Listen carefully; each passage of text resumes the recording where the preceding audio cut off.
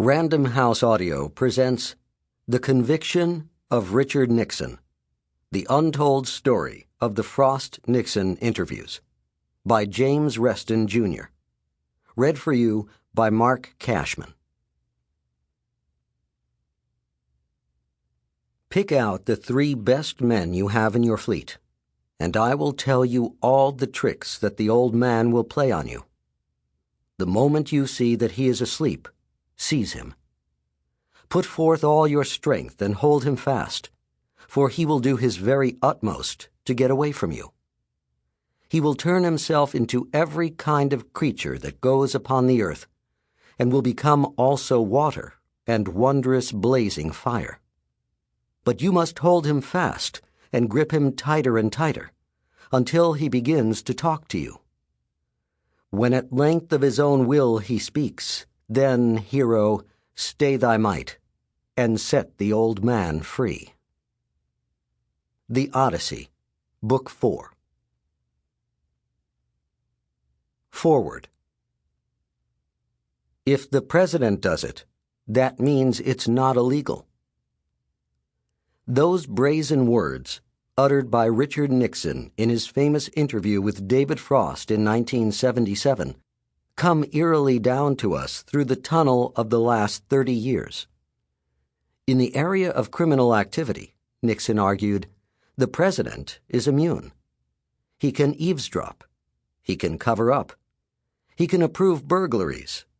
He can bend government agencies like the CIA and the FBI to his own political purposes. He can do so in the name of national security and executive privilege. And when these acts are exposed, he can call them mistakes or stupid things or pipsqueak matters. In the 21st century, Nixon's principle has been extended to authorizing torture, setting up secret prisons around the world, and ignoring the requirement for search warrants. A president can scrap the Geneva Convention and misuse the Defense Department and lie about the intelligence analyses. He is above the law. This is especially so when the nation is mired in an unpopular war, when the country is divided, when mass protests are in the streets of America, and an American president is pilloried around the world. If Nixon's words resonate today, so also does the word Watergate. Again, the nation is in a failing elective war. A Nixon successor is again charged with abuse of power in covering up and distorting crucial facts as he dragged the country, under false pretenses, into war. Again, secrecy reigns in the White House, and the argument is made that national security trumps all. More than 30 years after the fact, the details of Watergate, in all its manifestations and with its bewildering cast of characters, may seem like a remote event in American political history. But in its essence, it was a signal turning point. The power of the Frost-Nixon interviews, a milestone in media history and in the modern American presidency, remains undiminished. They raise the universal question of how a country comes to terms with an ugly episode in its recent past.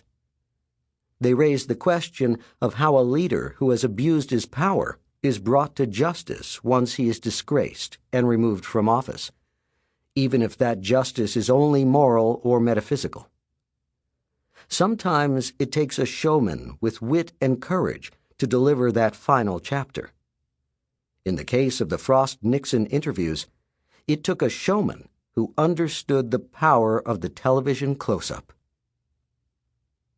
Watergate began small, with a break-in at the offices of the Democratic National Committee at the Watergate Hotel in Washington on June 17, 1972.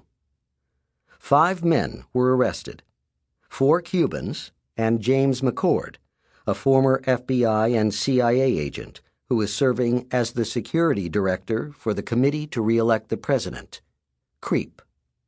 Across the street, armed with cameras and binoculars, were their co-conspirators and managers, E. Howard Hunt, a veteran CIA agent, and G. Gordon Liddy, a former FBI agent. These were the Watergate Seven, the original burglars, the purpose of whose burglary was to discover incriminating political ammunition in the confidential files of the political opposition.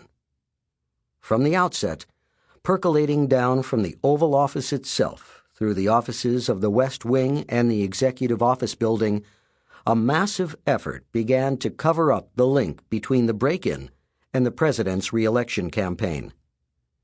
Pressure was put on the original burglars to keep quiet. Piles of hush money were paid to secure their silence.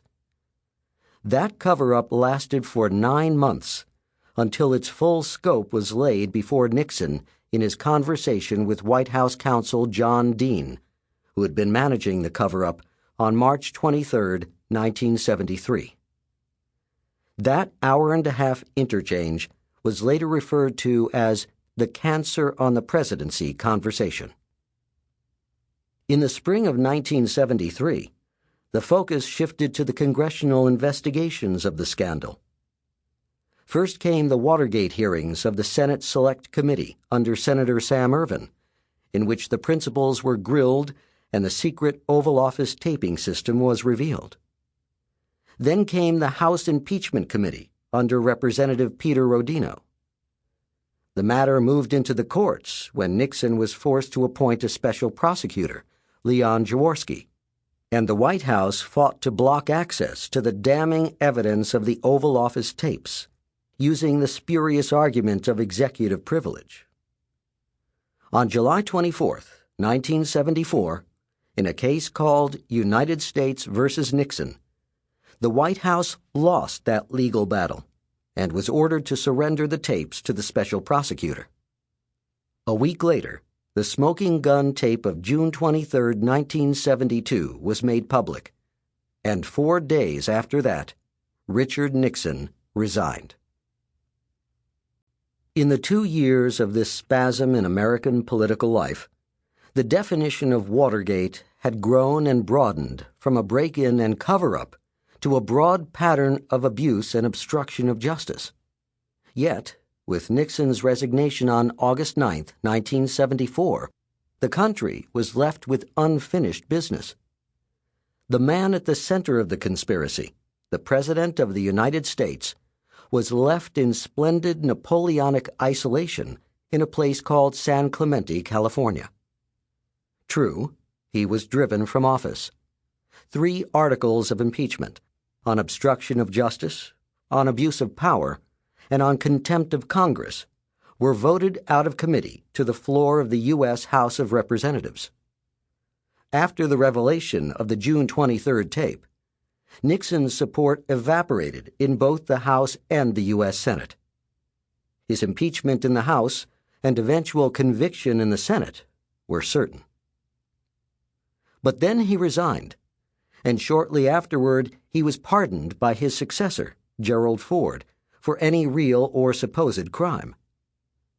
In the months following his resignation, one top White House official after another went to jail for perjury, obstruction of justice, and illegal campaign activities. H.R. Haldeman, John Ehrlichman, John Dean, John Mitchell, Herbert Kalmbach, and Nixon's henchman, Charles Colson.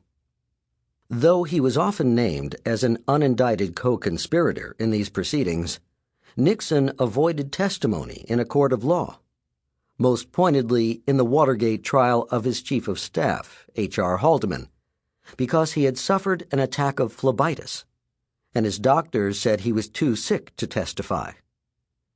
The ex-president recovered nicely after the trial was over.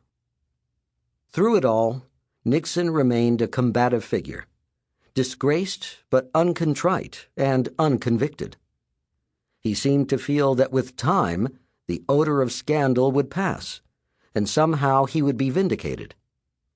History would remember his great accomplishments, he proclaimed, like the opening to China and the winding down of the Vietnam War, the big things, as he called them, and forget this pipsqueak thing called Watergate. He fell back on the essential spirit of the U.S. justice system. Sample complete.